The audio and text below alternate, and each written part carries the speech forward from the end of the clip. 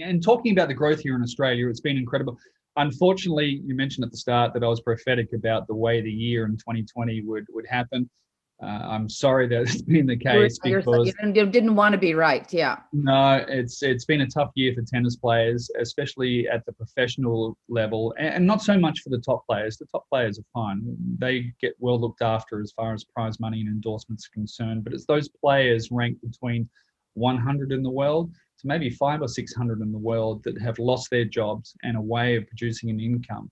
And what UTR has been able to do is to provide them ways to not only get those competitive matches that are so important, but also to be able to produce an income through such a tough period. And it's not just for the players, it's for the coaches, it's for the physios, for the physical trainers, for everybody involved in the sport.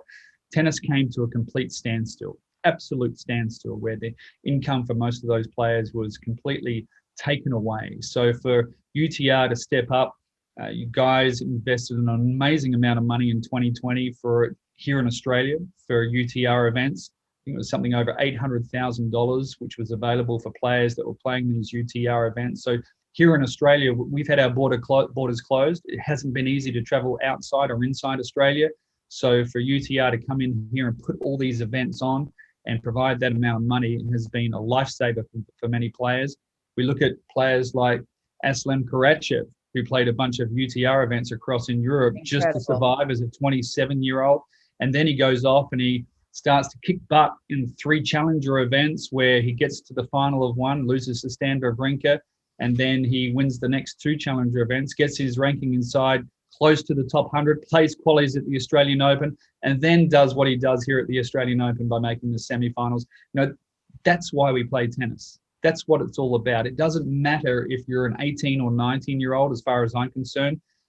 It's a sport for everybody. And if somebody at 27 years of age can fight his way to survive through the futures and through the challenges and then the UTR events that we've got going now and get his chance and take his chance, that's why we do it. That's why we lace up the shoes every day. That's why we go out and do the training all the time, is to have those fairy tale stories. So I take my hat off to Aslam.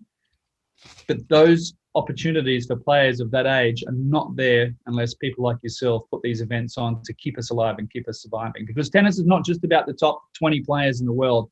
No. Tennis is about the top 1,000 players in the world. And those players that are gutting it out in the smaller events to make good things happen. And everybody's got to go through that. It's not easy. It's tough. But the more opportunities we can give those players at that ranking or rating is incredibly important. So well done to UTR.